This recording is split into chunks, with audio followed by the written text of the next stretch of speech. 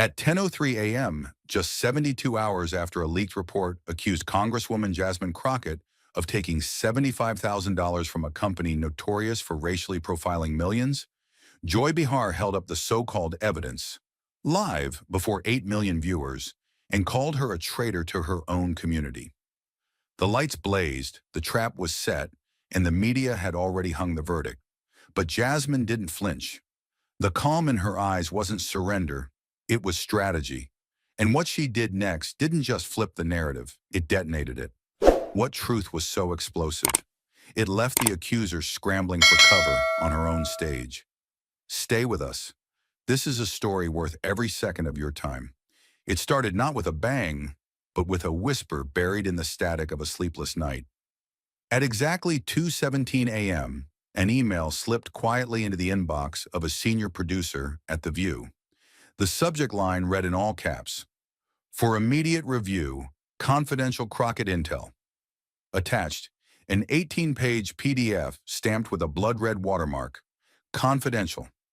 The sender identified only as J. Kelmer, whistleblower. The producer opened it. What she saw made her bolt upright, allegations that Congresswoman Jasmine Crockett had accepted a secret $75,000 donation from Datamine, a data analytics firm previously under federal scrutiny for racially profiling users through AI behavior algorithms. Worse still, the report claimed Crockett had privately met with Datamine's executives just months before the firm launched a predictive policing pilot in minority neighborhoods. Within minutes, the document was flagged, forwarded, and escalated. By 7 a.m., it was on Joy Behar's desk, still warm from the printer. The trap hadn't been set in daylight. It had been engineered in the silence, when no one could see it coming. By 10 a.m. that same Monday, the ambush was underway. Joy Behar, seated at the round table of The View, held up the printed report like it was the final verdict in a courtroom drama. Her fingers gripped the paper just tight enough to shake it on cue. She leaned in toward the camera, her voice steady but laced with venom. A woman who claims to fight for justice, yet allegedly accepts money from a company that's exploited the Black community for profit? If this is true, Jasmine Crockett isn't just a hypocrite, she's a traitor to her people. There were audible gasps from the audience. No context, no confirmation, no call to Crockett for comment. Just a televised execution in broad daylight. The co-host nodded solemnly, feeding the tension. The words hung in the air like a sentence already served. Without trial, without evidence. By noon, the digital firestorm had ignited. Crockett's name began to spread like wildfire across social media, picked up by bot accounts, political pundits, and rage-driven echo chambers on both sides. News sites rushed out clickbait headlines like sharks smelling blood. Crockett caught in data scandal. New racism scandal. Taints Civil Rights Committee. No outlet bothered to verify. No one asked for the source. What mattered was that the story sounded believable because it fit the narrative they wanted.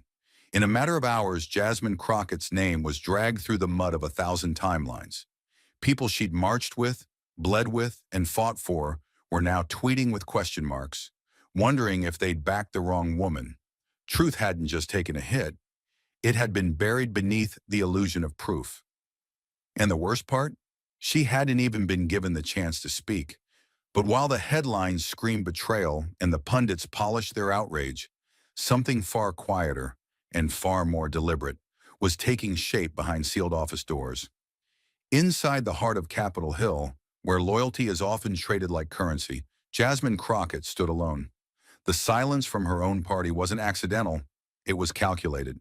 By Tuesday morning, she noticed it everywhere.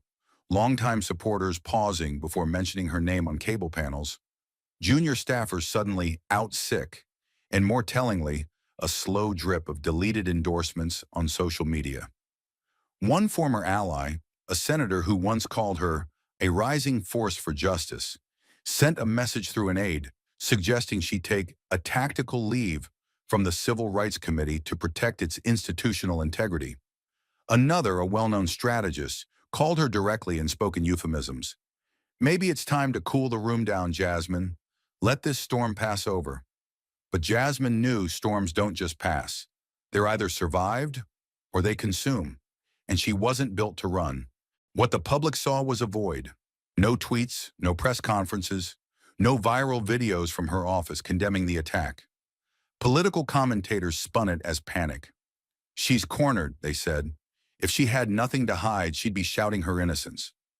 But what they didn't see, what they couldn't see, was the war room unfolding one floor beneath her public office. Jasmine had converted her conference space into a bunker of intention.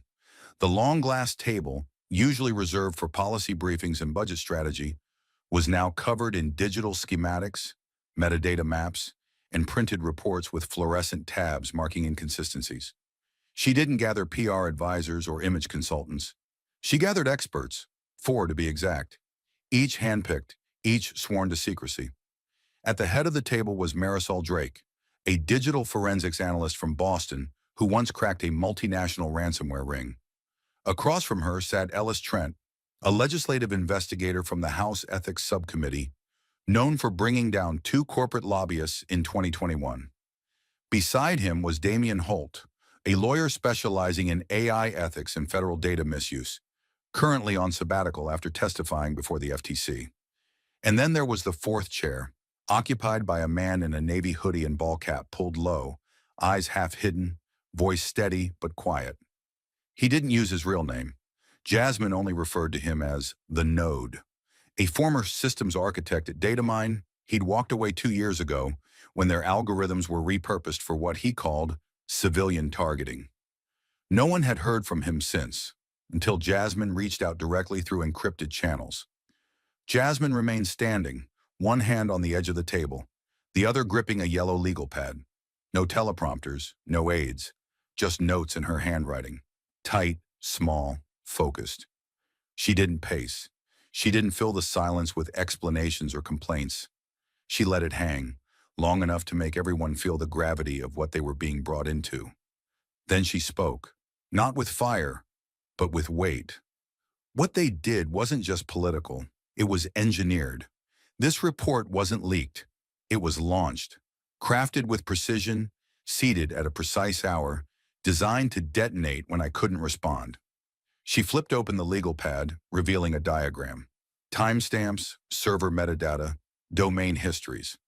The leak's origin didn't align with the whistleblower's alleged email. The formatting of the PDF revealed use of a metadata scrubber used only by private contractors. More than that, there were deliberate errors. Legal terminology inserted incorrectly to sound official to the untrained eye. Jasmine circled a date in red ink and looked at each of them in turn. This wasn't about me. It was a prototype, a template. They chose me because they thought I'd react like everyone else, with rage, with press releases, with flailing denials. But I don't play defense. I build cases. Damian, the lawyer, leaned forward. So what's the plan? Quiet legal pushback? Federal complaint? Jasmine shook her head slowly. Then came the sentence that reset the entire tone of the room. I'm not going to fight it behind closed doors.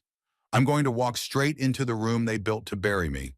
I'll bring every receipt, and I'll do it live, right on The View, where they fired the first shot. No one spoke for a moment. Marisol's pen stopped mid-scribble. Ellis exhaled slowly. The man in the hoodie didn't flinch. He only nodded. Jasmine looked around once more, her voice steel and resolve. I don't want spin. I want the source. I want the angle. I want the digital trail. In 72 hours, I'm going on national television, not to react, to reconstruct. This wasn't crisis management.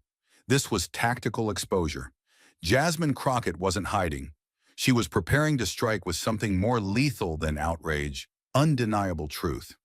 While Jasmine was quietly assembling a surgical team of truth seekers, the producers at The View weren't waiting for her side. They were already scripting the verdict. Inside the ABC broadcast compound on West 66th Street, the atmosphere wasn't tense.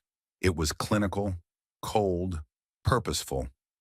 In a soundproofed editing bay, surrounded by high-resolution monitors and timecode trackers, 2 lead producers leaned over a pause video frame from 2022.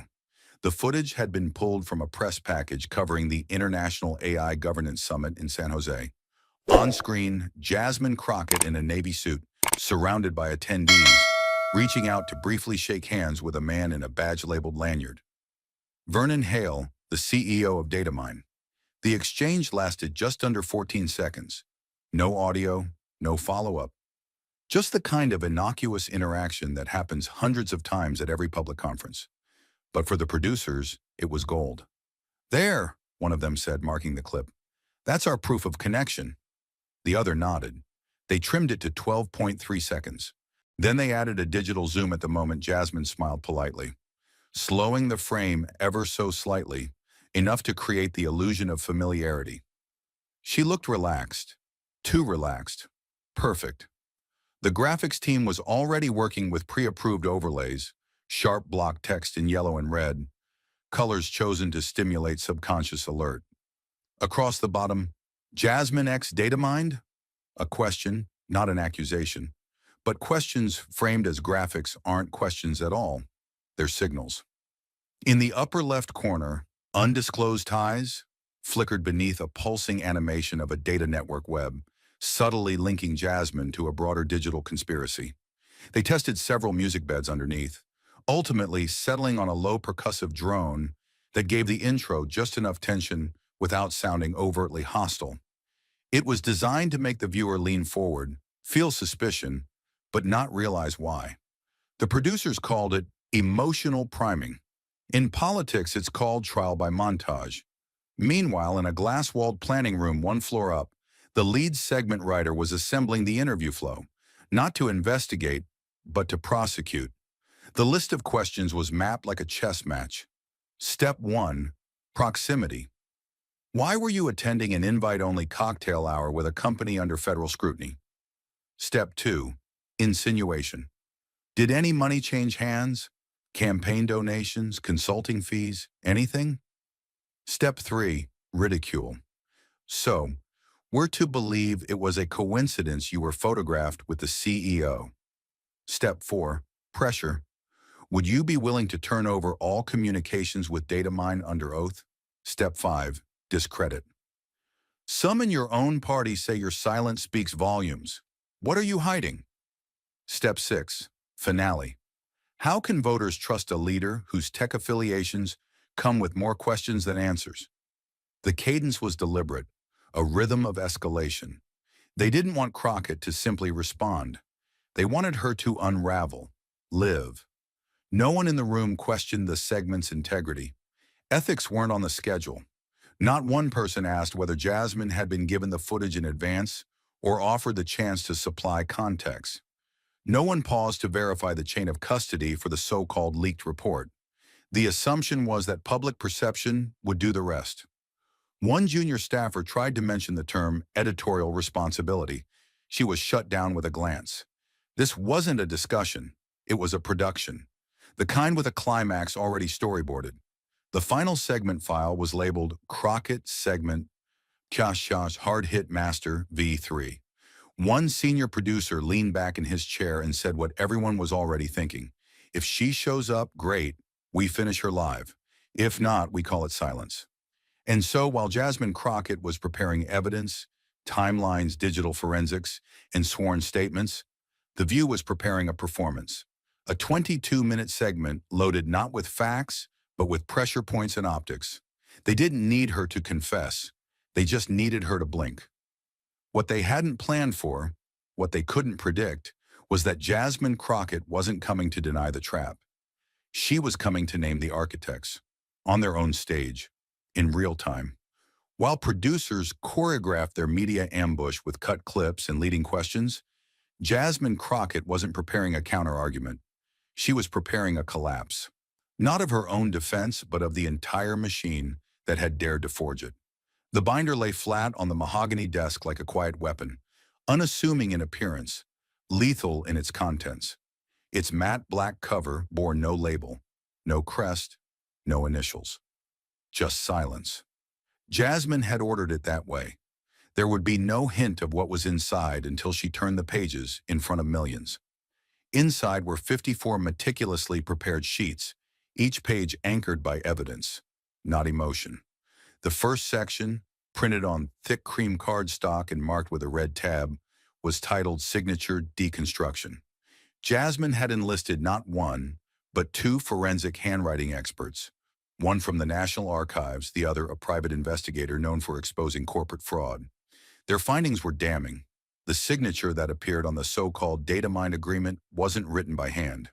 It had been reconstructed using multiple public records and machine-generated imitation, mimicking Jasmine's writing style down to the curve and angle of each stroke. One expert wrote in the margin, "This wasn't forged by a person. It was forged by a system designed to imitate trust." Jasmine underlined that sentence in red, twice. Behind that, clipped to the following pages and labeled Metadata Spine, was a full digital analysis of the document that had been aired on television. It proved that the file hadn't come from any government source. It had been created overseas early in the morning using pirated editing software. Timestamps, language encoding, and file structure all pointed to a forgery designed for distribution, not internal use. Buried deep within the data were notes indicating that it was formatted for television, complete with segment labels, placeholder prompts, and production-ready formatting. Jasmine printed out the entire report, highlighting every inconsistency and alteration in yellow. She didn't plan to explain it. She planned to show it, line by line, unedited, in full view of the audience that had only been shown shadows. The binder's core, however, was not paper. It was sound. In the center was a sealed drive containing a voice recording from a private meeting between executives at Datamine's public relations agency. In the clip, a senior official calmly discussed strategy. "We don't need it to be true. We just need it to circulate. If she speaks up too soon, we say she's defensive. If she waits, we say she's guilty. Either way, we win the first word." Jasmine had listened to that clip more than once, never flinching, never pausing. With every repetition, her anger didn't grow. Her clarity did. She had finally understood. The story wasn't about guilt or innocence. It was about speed, narrative, and who gets to speak first. And they had decided that she wouldn't. At the very back of the binder was the most volatile section of all, marked only by a tab of dark gray paper. This was the map. Jasmine and her team had traced every dollar that connected Datamine to the media channels that had aired the attack. It started with anonymous contributions to a political fund registered in Delaware. That fund funneled payments into a lobbying group called Citadel Insight, known for shaping narratives while avoiding scrutiny. From there, the money splintered into layered consulting agreements and media retainers, some of which landed in the hands of investment groups quietly backing the parent company that controlled the very network hosting The View. Jasmine didn't guess. She documented. She had payment receipts, federal filings, and tax records, marked, organized, undeniable. On the final page, she had written a single line in bold, centered, underlined. "The truth isn't hidden. It's being sold." This binder wasn't a plea for justice. It was a reckoning. It didn't shout. It didn't plead. It waited.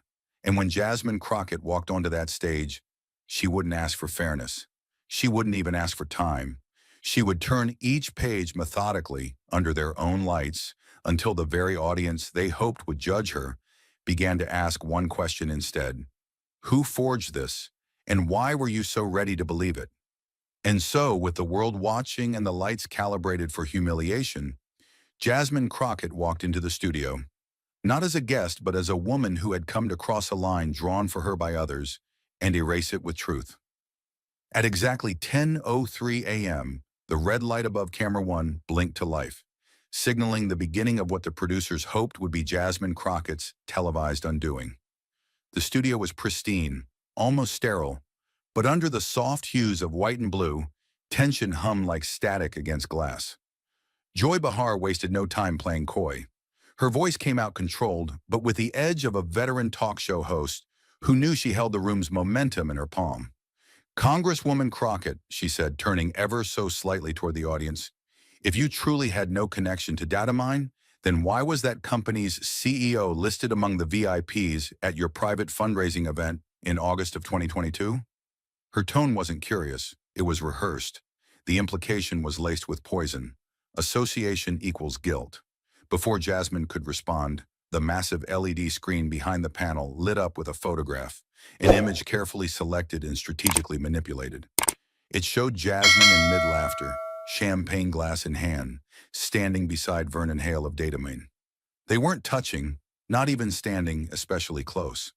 But the frame had been cropped tight, shadows deepened, saturation cooled to imply intimacy where there was none. The studio didn't erupt, but it didn't have to.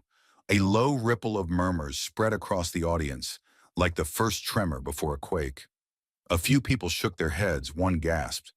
That was all the camera needed to pan wide and catch the reaction it wanted. Joy leaned forward as if she'd just landed the decisive blow.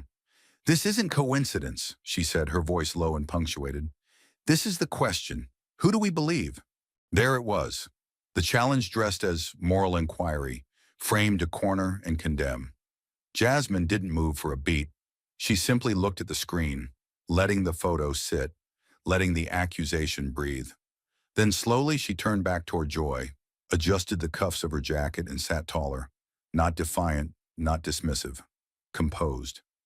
Her hands moved with unhurried precision as she reached for the leather case beside her chair. With a soft click, it opened. She didn't glance up. She didn't rush. She simply drew out a black binder, the same one built from days of tireless research, forensic evidence, and classified testimonies. The studio lights caught the slight gleam of the pages inside as she placed it firmly on the table between them. The weight of it landed with an audible thump, silencing the whispers instantly.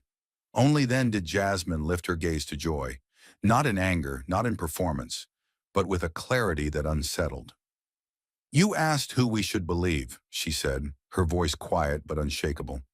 "I came to answer that, not with clever phrases, not with pre-rehearsed sound bites. With documentation." She placed her palm on the binder, firm and steady. "And I suggest we start here." For the first time since the segment began, Joy blinked. The audience leaned in. The camera didn't cut to the photo again. It didn't need to, because the moment had shifted. The trap had been laid for a target. But what sat in that chair now was a witness, a storm in tailored navy, armed with facts no filter could soften. The binder was open. The accusations were still hanging in the air. But Jasmine Crockett didn't flinch. She had come not to defend her name, but to expose what had been done in the dark and who let it live in the light. With the eyes of the audience fixed on her, Jasmine pulled out the first document, its edges crisp, its header stamped with the official seal of the U.S. Department of Justice. She held it up, slowly and clearly, letting the room see it before she even spoke. Then calmly but firmly, she read, "There is no investigation, no charges, and no record of any financial transaction between Congresswoman Jasmine Crockett and Datamine Incorporated." The words hung in the air like a hammer crashing through glass. There were no loopholes, no vague legal terms, no hedging. Just a flat, final truth backed by the highest legal office in the country. She placed the document flat on the table and looked up, not with arrogance, but with the quiet confidence of someone carrying undeniable facts. It wasn't theater. It was evidence. And for the first time since the segment began, the audience wasn't leaning forward for drama. They were leaning forward for answers. Without missing a beat, Jasmine turned the next page. The screen behind her changed again, this time showing two signatures side by side. One was her real signature, taken from an official government document. The other came from the leaked report Joy Behar had waved around days earlier. At first glance, they looked nearly identical. But then Jasmine began pointing out the details, how the pressure points were too smooth, how the stroke angles were too exact. These weren't the imperfections of a human hand. They were the unnatural curves of a machine. "This isn't handwriting," she said clearly. "It's a synthetic copy, produced using artificial intelligence that mimics public records. My public records." She paused, then added, "They didn't just fake a signature. They used public trust as raw material to build a lie." That silence returned. Only now it wasn't discomfort, it was disbelief. But Jasmine wasn't finished. From the binder, she pulled another sheet, this one filled with digital forensics, a map of how the false file had been created and where. She laid it down slowly, then said, "The report didn't come from any official channel. It didn't come from any whistleblower in this country. It was made on an anonymous computer server located overseas, using a stolen editing tool and designed to look like a real leak. Her finger landed on the final line of the page. It was built to deceive. It was sent to spread. And it was delivered to you, Joy. The camera panned slightly, catching Joy's expression. Tight, unreadable, but no longer in control. Then Jasmine looked up, her voice low and steady. "So I ask again," she said, her tone no longer just questioning, but demanding. "If they could fake a member of Congress's signature and send it directly to you, what did you do to verify it before showing it to the nation?" No one spoke. The audience, the producers, even Joy herself, frozen. Because this wasn't just about Jasmine anymore. It was about how easily the truth had been sold, broadcast, and believed. And Jasmine had just turned the spotlight around. The room had been pierced by hard facts, flattened by paper proof. But Jasmine knew something else. Something far more dangerous was still missing. The soul of the lie, its voice. And she had brought it with her. She didn't raise her voice. She didn't wave papers. She didn't need to. Jasmine Crockett reached calmly into the inner pocket of her blazer, her fingers brushing against the cool surface of her phone. The studio lights above were steady, unblinking, like the eyes of a jury waiting for the next turn. The studio audience had quieted into a hush so complete that even the soft scrape of her fingernails against the leather table sounded like a signal. She unlocked the screen with a single swipe. No one spoke. Joy watched in silence, perhaps expecting another document, another denial, another line of defense. But what Jasmine pulled out was not silence, it was sound. She tapped once, then twice. A faint click echoed through the studio speakers. And then, without introduction, it began. A man's voice, relaxed, almost mechanical. "Just attach Crockett to the narrative. People won't verify anything. They'll see it, they'll share it, they'll believe it." A second voice, more clipped, younger, female. "What about the metadata trail?" The first man chuckled. "Don't worry. The media doesn't check file origin. They check buzz. The audience will do the rest. And if it goes sideways, well, it's already out there." Jasmine sat motionless. The screen behind her had gone dark. No headlines, no graphics, just black, letting the words fill the space like smoke. The voices continued. Another chuckle. Then a single name. TW Strategies. "We've seeded similar frames before. Cable shows love this kind of conflict. Add the race angle, add the hypocrisy label, and you've got a 2-day firestorm." The voice paused, then dropped the final line like a finishing blow. "You don't have to make it true. You just have to make it loud." A full 2 minutes. No music, no camera cuts, no interruption. In the control booth, the technical director stared at the countdown clock with his finger hovering above the panic switch. But there was nothing to cut to. This was live. No delay, no disclaimer. Just raw, unfiltered truth crashing into millions of living rooms with the violence of a slow revelation. Jasmine didn't speak while it played. She didn't even blink. Her hands rested gently on the edge of the binder, as if anchoring her to the moment. Her eyes remained steady, not on Joy, not on the audience, but on the space between, the invisible line where assumption ended and accountability began. The recording stopped. Silence poured into the studio like water breaking through glass. No applause, no gasps, just stillness. The kind that presses on your chest and makes the air feel thick. Jasmine's fingers moved again, just barely, and she set the phone face down on the table, like a judge placing a gavel. Then she turned her head. Her eyes met Joy Behar's, not with anger but with weight. It wasn't confrontation, it was reckoning. And in that frozen stare there was a strange, devastating calm, the kind that says, "You knew better, and you chose not to ask." Her voice came soft, but it cut through the room like broken light. "You didn't create this plot, Joy." She let that sit. "But you carried it. You gave it breath. You gave it legitimacy." Her hand gestured gently toward the phone, then returned to the table. "You gave it 8 million ears." Joy opened her mouth, but no words came. Her face, so often sharp with sarcasm and quick with counters, was frozen in place. There was no teleprompter line to rescue her, no producer's voice in her earpiece with a pivot. She was alone now, with a truth she had helped launch and could no longer redirect. Jasmine didn't look away. Her tone never rose, but somehow it carried heavier than any shout. "You know what makes this worse?" she said. "They didn't even try that hard. They didn't hide their tracks. They didn't bury the motive, because they didn't have to." She leaned slightly forward, not aggressive, but immovable. Because they knew the moment it landed in your inbox, it wouldn't be questioned. It would be aired. A woman in the front row of the studio audience shifted uncomfortably in her seat. A man beside her crossed his arms tighter. Another leaned forward, eyes wide, brow furrowed, not in disbelief but dawning comprehension. Jasmine turned to the crowd now, her voice still calm but etched with something colder. "This is what they count on, not violence, not chaos, not even hate." She paused.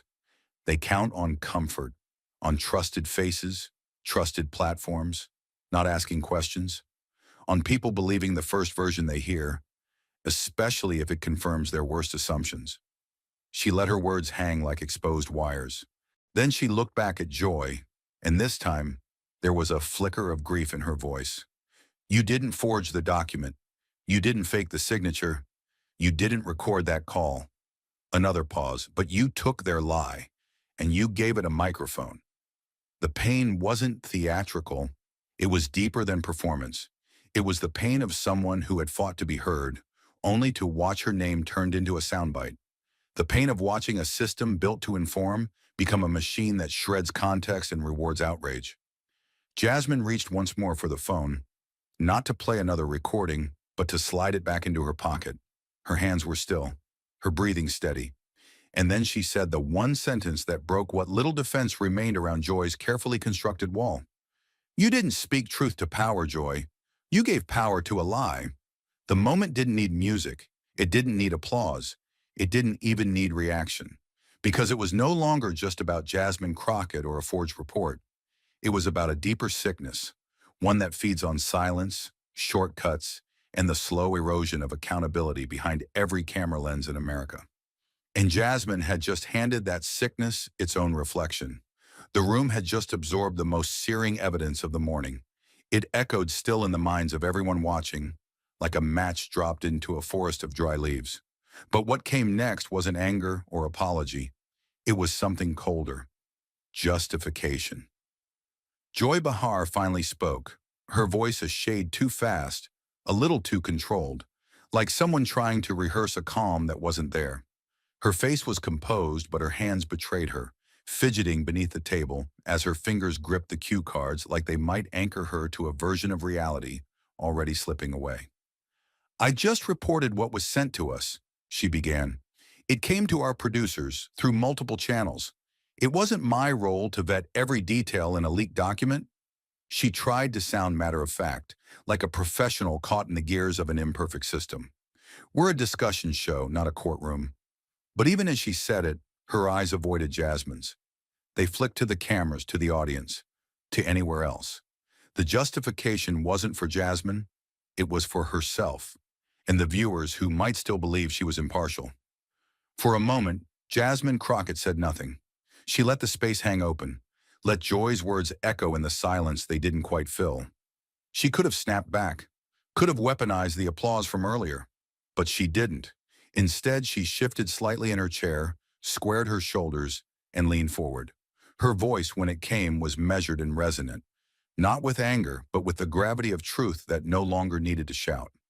"When you broadcast an unverified document," she said slowly, "not just to your viewers, but to an entire nation, without context, without corroboration, and without responsibility, you're not a reporter anymore, Joy." Her eyes met Joy's now, unblinking. "You become something else. You become the final mile of the manipulation, the face people trust, used to deliver something designed to deceive."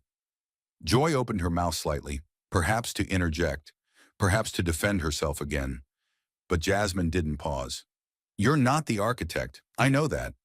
You didn't forge the signatures or edit the footage or plant the audio," Jasmine continued. "But when you raised that document on live television, when you read from it as if it were gospel, You lent it the only thing it needed to do damage: credibility. She tapped a single finger gently against the polished glass table. Yours. The room had grown colder, not in temperature but in tone. The lighting hadn't changed, but the mood had. Even the studio crew, seasoned professionals accustomed to on-air drama, stood frozen behind their cameras, arms crossed, breath held. They knew what they were watching wasn't entertainment. It was history. Jasmine didn't flinch. Her voice remained low, but it rippled with the quiet power of someone who had carried truth through fire and now stood with it unburned. People trusted you, Joy.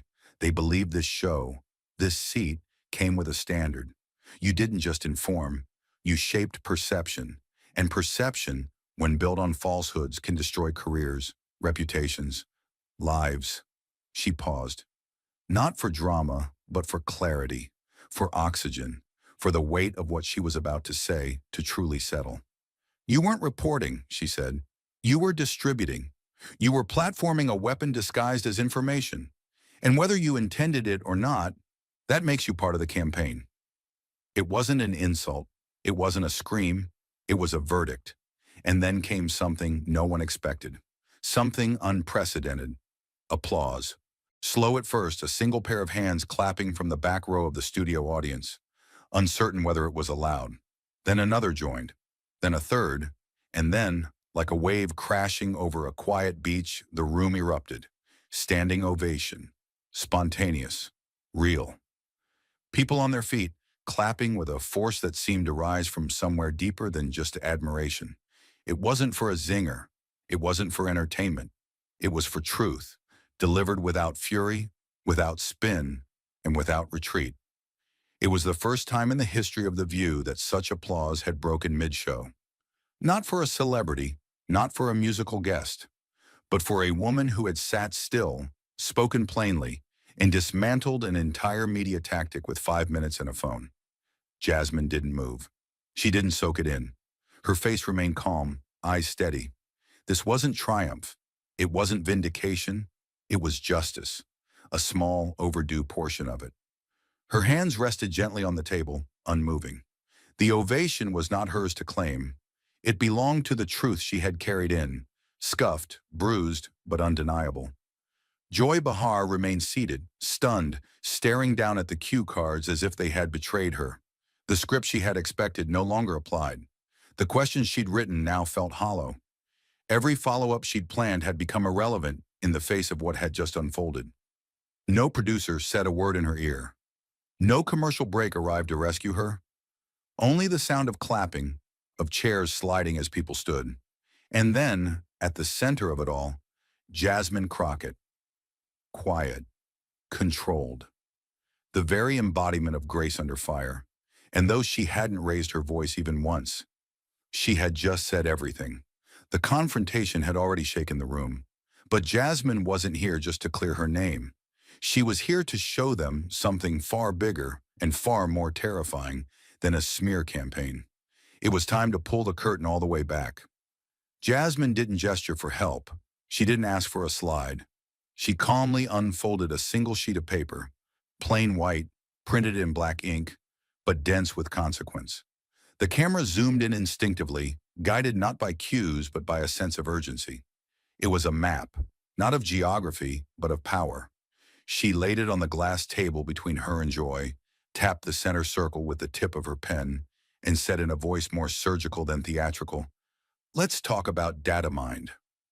The line from that name branched outward like veins, sharp, deliberate, damning. Jasmine continued, each word landing like a gavel. Data mine, the company I was accused of colluding with, receives capital investment from a financial group called Horizon Holdings. That's where the trail begins. Her finger moved to the next link. Horizon Holdings owns a controlling interest, 12%, in a lobbying and political intelligence firm called Citadel Insight. The name alone sent murmurs through the studio audience. Some had heard it before in headlines, often in footnotes. But what Jasmine was unveiling was no footnote. It was a system. Her voice didn't rise, but the air in the room grew tighter as she traced the final connection. Citadel Insight, for the past decade, has contributed millions to political campaigns, both overtly and through PACs. But more importantly, she paused, and for a moment, even the studio lights seemed to dim around her next sentence. Citadel also holds indirect but strategic influence over three of the largest media networks in America. Her eyes met Joy's. One of them is ABC. The reaction was instant, but not loud. It was internal, a collective breath held too long, a realization settling in like a cold wind under the skin. Jasmine didn't deliver it like an attack. She delivered it like a diagnosis, and there was no medicine in sight. She tapped the paper once more, softly but with meaning. "This wasn't about me," she said, the words slow and deliberate. "I wasn't the target. I was the trial run." Her gaze swept across the studio, then beyond, as if seeing the millions watching from their living rooms. They wanted to see if a well-timed lie, supported by carefully arranged connections, could survive on air long enough to become truth. She let that hang. The silence wasn't empty. It was loaded with implication. The audience, once erupting with claps, now sat frozen. Not because they doubted her, but because they were starting to remember headlines, narratives, fragments of certainty they'd once accepted without question. Jasmine took a breath, not for her sake, but for clarity. And if that worked, she said, they could try it again. On someone else. On something else. Until we're no longer citizens. We're just spectators, consuming whatever's been manufactured to keep us divided, confused, and distracted. She leaned forward, not with aggression, but with a strange calm that was somehow more powerful than rage. "The real question here isn't whether I was innocent," she said. "It's how many other stories, on these networks, in your feeds, through your screens, you've believed, without ever asking who wrote them and who paid for them to be written." Her final words came without theatrics, just clarity. "So no, I'm not just here to defend myself. I'm here to ask you this. What else have we believed without proof?" And in that moment, the paper in front of her didn't look like a diagram anymore. It looked like a mirror, held up not just to Joy, but to the entire machine. And what it reflected was something far more dangerous than one false report. A system that had grown used to never being questioned until now. The web had been laid bare, the diagram etched in the minds of millions. But even that, Jasmine knew, wasn't enough. Systems don't collapse under facts alone. They fracture when the silence around them is finally pierced by a question no one wants to answer. Jasmine didn't turn to Joy. She didn't search for a reaction, didn't ask for acknowledgement, and didn't wait for permission. She simply turned her face, slow, deliberate, toward the one eye in the room that could not blink, the studio camera. It caught her full frame now, steady, framed by the pale light of the set and the dark velvet hush that had fallen over everything. Her expression didn't waver. There was no triumph in her eyes, no lingering anger, no fatigue. Only something far harder to define, conviction tempered by sorrow. She spoke not to defend herself, not to explain, but to place a weight directly on the conscience of the nation. "I didn't come here to defend my name," she said, her voice low but resolute, carrying through the silence like a ripple across still water. "I came to ask a question." She didn't raise her hand. She didn't gesture to the damning evidence still on the table. She didn't need to. That work was done. This wasn't about maps or money or metadata anymore. This was about something more dangerous, more essential. The threshold at which people stop caring to know what's true. Her eyes didn't leave the lens. "I ask it of you, Joy," she said. "But more than that, I ask it of everyone watching." A pause. No camera angle shifted. No lights flashed. The world seemed to hold its breath. "When the truth," she continued, and each syllable fell like a stone into deep water, "no longer turns a profit, who will still have the courage to hold it?" The words didn't echo. They absorbed. They didn't provoke cheers or groans. They dismantled pretense. It was the kind of question that didn't call for an answer, because it already knew most people wouldn't offer one. It was too close, too raw, too revealing. Around her, the set of The View might as well have disappeared. There was no laughter, no paper rustling, no technician shifting in his seat. Joy Behar didn't flinch, didn't lift her head. Her face, once animated by challenge and command, now seemed carved in stillness. like someone who had just been shown a reflection they didn't recognize and weren't ready to face. The audience, moments ago so responsive, had turned to stone. Some had their hands clasped near their chins. Others sat frozen mid-breath. A few blinked as if trying to process the fact that this wasn't a segment. This was a line they couldn't scroll past, a truth they couldn't mute. The camera held on Jasmine's face, longer than a television camera is supposed to linger. It captured not defiance, but something rarer. Serenity in the midst of moral fire.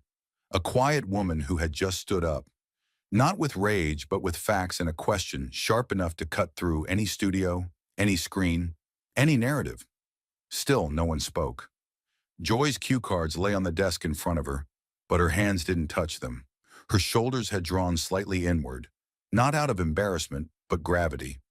The kind that comes when you realize the machine you've operated might have had more consequence than you ever admitted. She didn't apologize. She didn't argue. But she didn't look up either. And for once, there was no rescue. No producer shouting into an earpiece. No commercial break conveniently timed. No segment transition. Just silence. Thick, uncuttable. The kind of silence that only follows a question you can't answer without first confronting yourself. And in that frozen stillness, Jasmine Crockett remained motionless. She didn't blink. She didn't move. Because the question had been asked, and this time no one could pretend they didn't hear it. Jasmine's final question had landed not like a soundbite, but like a stone dropped into still water, its ripples growing, distorting reflections, unsettling everything they touched. By the time the sun rose the next morning, those ripples had become waves. The morning after the broadcast, a stillness hung in newsrooms like the air before a storm breaks. But it wasn't fear. It was recalibration. Editors stared at headlines already cued the night before, ones that now felt obsolete. The narrative had flipped, and not with a shout, not with outrage, but with something far more disarming: quiet, methodical truth. Before 7 a.m., both right-wing outlets and center-left publications had published breaking banners with an almost identical tone, unusual in an era where words were usually weapons. The titles didn't scream scandal. They observed a shift. Crockett turns the table, with composure and cold, hard data. It wasn't just coverage, it was reverence. Cable news hosts who had, until yesterday, referred to Jasmine with skepticism, now spoke her name with a kind of wary respect. Whether you agree with her politics or not, one anchor admitted on air, you don't walk into a trap like that and walk out controlling the narrative unless you came armed with more than ego. Viewers, especially older ones, veterans of decades of political theater, reacted in a way no one expected. They weren't moved by her defense. They were moved by her discipline. Across comments sections and community pages, the same phrase echoed again and again, like a shared revelation. She didn't yell. She didn't cry. She didn't posture. She laid the evidence down on the table and let it speak. In a political climate addicted to noise, Jasmine's restraint had done something extraordinary. It had quieted the room, and for a demographic often weary of spin and spectacle, her approach was more than impressive. It was honorable. A retired Vietnam veteran posted on his local blog, "For once, someone walked into the fire and didn't make it about themselves. She didn't defend her brand, she defended the truth." That's leadership. But perhaps the most piercing reaction came from a single tweet, 12 words, no hashtags, no emojis. Posted by a former FBI field supervisor with a reputation for blunt analysis, it went viral before noon. Crockett just did what a dozen congressional hearings never could. She made the media look in the mirror. It wasn't hyperbole, it was a confession. And it hit harder because it came not from her supporters, but from the skeptics. Those trained not to be impressed and who understood what it meant to walk the tightrope between truth and politics without falling into performance. Behind closed doors, producers at The View met in a room with the blinds drawn, speaking not in anger, but in murmurs. There was no plan yet for how to follow it up. No crisis strategy, because this wasn't backlash, it was consequence. The tape was being replayed not because it was scandalous, but because it had shifted the axis of the conversation. Viewers weren't just talking about Jasmine. They were talking about the system, the machinery of perception, the loopholes of narrative construction, the blind spots they now realize they had helped maintain. Journalists and legacy media outlets began reviewing their internal vetting processes. Several op-ed writers who had previously been critical of Crockett issued addendums to their pieces. Not retractions, but acknowledgments. One of them wrote, "I mistook silence for guilt, but what I saw yesterday was someone who understood that facts age better than outrage." Professors at journalism schools began adapting clips from the segment into their lectures. A professor at Northwestern University called it a landmark in political communication, not for its drama, but for its structure. Students debated the moment not just as a television event, but as a case study in institutional integrity. Even congressional aides, hardened staffers who've seen reputations crushed in real time, circulated Slack messages with links to the full uncut broadcast. "Study this," one message read. "It's how you walk into a lion's den with no armor and walk out with the floor." And Jasmine? She remained silent. No press conferences, no tweets, no post-show interviews, because she didn't need to say anything else. She had said everything that mattered, with documents, with recordings, and with one final question that still echoed across headlines, airwaves, and dining room conversations. When truth stops being profitable, who will still have the courage to hold it? It wasn't just rhetorical, it was radioactive. And as the day unfolded, it became increasingly clear. This was no longer just about Jasmine Crockett. This was about every anchor who read a teleprompter without fact-checking, every editor who chased clicks over verification, every viewer who stopped asking, "Who's behind this?" and just clicked share. Jasmine had broken through, not by burning the system down, but by calmly holding up a mirror and forcing it to see itself. And somehow, in an era built on short attention spans and sensationalism, she had done the unthinkable. She had made the truth go viral. The headlines, the applause, and the overnight analyses would eventually fade. But one thing would linger, an unspoken demand that every witness to Jasmine's stand examine not just the story, but themselves. And that demand is the human lesson at the center of it all. Truth, Jasmine's ordeal reminded the nation, is not a relic locked in archives, but a living force that demands guardianship. And those guardians are rarely the people we expect. It is not the polished anchor who wields ratings, nor the lobbyist who pulls legislative strings, but the individual who sits in the direct blast of injustice and refuses to move even an inch without verifiable evidence. Truth asks something excruciating. It asks us to stay calm while staring into the eyes of a lie built to imitate us, to tempt us, to outshout us. Jasmine, under the searing lights of live television, modeled that excruciating patience, holding the evidence steady while her reputation dangled in the jaws of public speculation. The lesson here is brutal but necessary. Courage isn't the roar of a lion. It's the decision not to blink in the face of orchestration. In a culture hooked on viral sound bites, her silence between each fact hit harder than any shouted slogan. That silence was not emptiness. It was discipline, the space where reason could breathe. The injustice she faced, being condemned on national television without verification, became the stage on which she proved that data, delivered calmly, can puncture the loudest narrative. The human takeaway is stark. If integrity is to survive our era of spectacle, it will be carried on the shoulders of those willing to endure the unbearable stillness of fact-checking before outrage. The second and perhaps sharper lesson concerns complicity, a word that seldom appears in headlines because it indicts reader and writer alike. Joy Behar's moment of reckoning illustrated that complicity rarely snarls. It often smiles, rationalizes, and speaks in benign industry jargon about content flow and segment timing.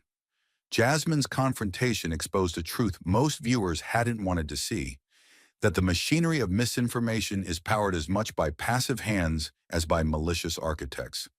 Every time a viewer retweets a headline without reading the article, every time an editor waves a dubious dossier through the newsroom because clicks matter more than verification, the gears grind forward.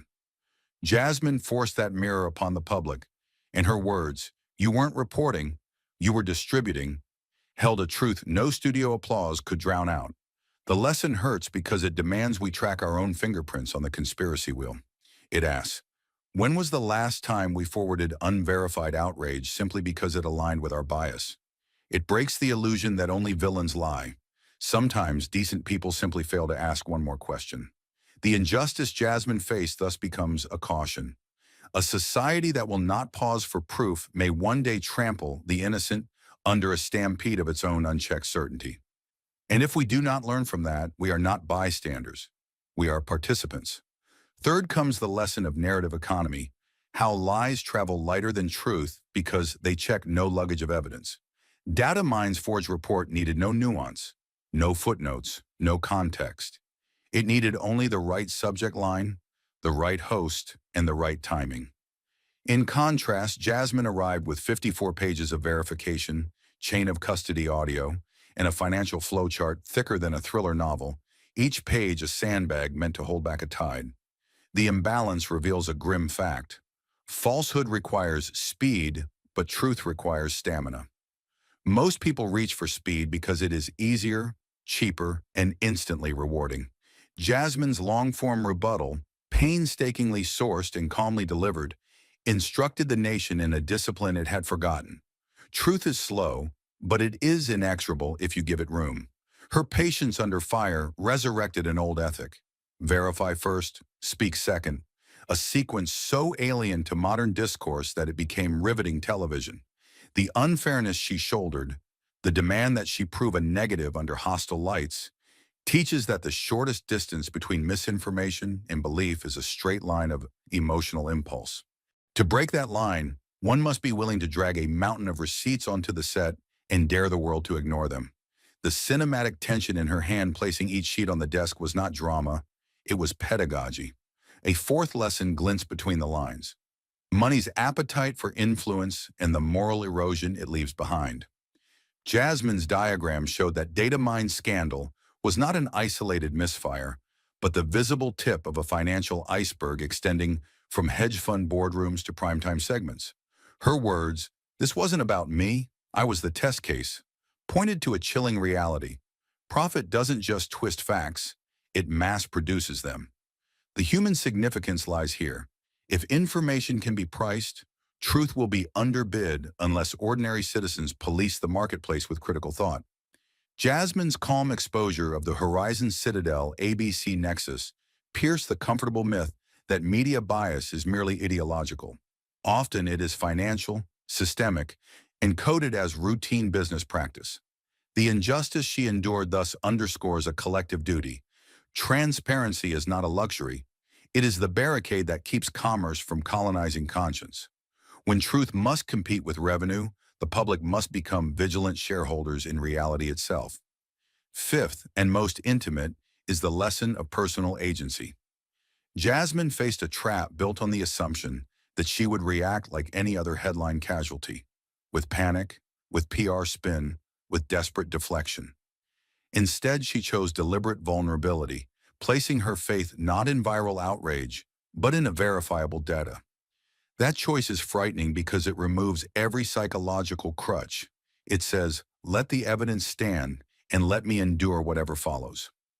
Viewers of all ages watched a person refuse to negotiate with fear, and in doing so, she reminded them of a terrifying freedom. They too can choose integrity over expediency. The injustice aimed at her became a proving ground for something deeply human. Courage is not the absence of fear, but the refusal to replace fear with compromise. That is a harrowing lesson because it leaves no room to hide behind excuses. If Jasmine could sit in the crosshairs and still insist on nuance, what excuse do we have in our daily lives when we shrink from smaller truths? The sixth lesson resides in the power of restraint. In an arena designed for sound bites, Jasmine wielded silence like a blade, allowing each fact to echo in the vacuum she created. Noise is easy. Quiet takes mastery. Her refusal to shout denied joy the chaos necessary for spectacle and forced both host and viewers to confront unvarnished reality. It demonstrated that sometimes the loudest stance is refusing to fill the air with anything but proof. The inequality she confronted, being accused in front of 8 million without prior notice, could have justified fury. Instead, Jasmine's restraint inverted the imbalance. The calmer she spoke, the more frantic the lie appeared. Audiences learned a paradoxical truth. Composure, not volume, is the keystone of credible dissent. And in a culture of escalating decibels, that realization flashed like a warning across every screen. Seventh comes the lesson of institutional self-examination. Within 24 hours, producers, journalists, and commentators were compelled to scrutinize their own processes, some for the first time in years. The viral tweet from the former FBI agent captured this pivot. She forced the media to look in the mirror. That forced reflection is humanitarian, not adversarial, because a society cannot improve if its storytellers refuse self-audit. Jasmine's stand reminded every newsroom that credibility is rented, never owned, and rent is due each time a story goes live. The injustice she unveiled serves as a perpetual invoice. When trust is eroded, the cost is paid in civic disengagement and democratic fracture. The tension becomes epic when we realize that invoice lands on every desk. Reader, reporter, legislator, a collective bill for vigilance. Eighth, the episode teaches the ethics of consumption. The older demographic that voiced admiration did so because they recognized a dwindling value. Respect for evidence. Their praise, she didn't scream, she just laid out proof, wasn't about temperament alone. It was a lament that society had traded discernment for entertainment. Jasmine's steady hand placing documents on a table became a ritual, almost liturgical, reminding viewers that citizenship is an intellectual practice, not a tribal reflex. The unfairness she faced, having to earn back her own presumption of innocence, serves as a warning. The next victim of viral injustice might not come as prepared. If audiences remain passive, the machinery will keep spinning, grinding reputations into content. The lesson, then, is as brutal as it is simple. Passive viewership is consent to manipulation. Finally, the ninth lesson is hope wrapped in responsibility. Jasmine proved that one person, armed with truth and discipline, can pivot a national narrative, at least for a day. That should inspire, but also burden, because it reveals how fragile truth is if it relies on individual heroics. The injustice she faced is ongoing. Systems seldom dismantle themselves overnight. But her stand carved a path. It calls on every viewer, reader, and bystander to shoulder a fragment of the duty she carried alone under studio lights.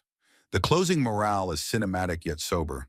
The fight for truth isn't a single showdown, it's a relay, and each of us holds the baton for one short stretch. Jasmine's question, who will keep the truth when it stops paying dividends, echoes as both indictment and invitation. The next person who answers it could change everything or lose everything trying. That admission is the truest, hardest, most necessary human lesson of all. Jasmine's story didn't end with applause or headlines. It began with a challenge. Because what she exposed wasn't just a media failure, it was a mirror. And now that mirror is pointed squarely at us. This isn't just about Jasmine Crockett. This is about every time a lie wins because the truth arrived late and alone. It's about every inbox that receives a leak and hits share before asking, is this real? It's about every network that runs a sensational segment for ratings and every viewer who nods along without asking one hard question. Jasmine didn't just defend herself. She demonstrated the cost of apathy. She showed that silence isn't neutrality, it's permission. So if you're watching this, reading this, remembering this, know that your next click, your next comment, your next instinct to believe or doubt, it matters. This is a call not to react faster, but to think deeper. Because the next target won't have a binder full of documents or a 2-minute recording that makes the truth undeniable. And next time, the lie may win. We don't need a million Jasmines.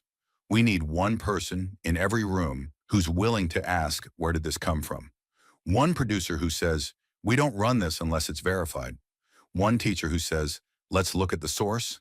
One citizen who says, I won't forward that unless I know it's true. This story was a political scandal, but the solution isn't political. It's cultural. It's personal. You don't need a platform to stand up for the truth. You need a spine, a standard, and the willingness to be hated for asking questions that should have been asked from the start. Jasmine took the hit so we wouldn't have to next time. Don't let that sacrifice be wasted. So here it is, plain and urgent. Demand transparency from your media, your leaders, your peers. Speak less quickly, but with more clarity. Read past the headline. Question before you share. And if you ever find yourself sitting where Jasmine did, under the lights, facing a storm of accusation, remember that calm is not weakness. Proof is not drama. And truth, when spoken clearly enough, can shatter any script written to erase you. You don't have to be perfect to fight back. You just have to be prepared. And if you aren't yet, start now. Because the next story they try to write without facts might be about you. Thank you for watching until this moment and for standing with us on this journey for justice. Your support means everything. Like, subscribe, and turn on notifications so you never miss what's next. And we'd love to hear your thoughts. Leave a comment below and let us know what moved you most in this story. Together, our voices make a difference.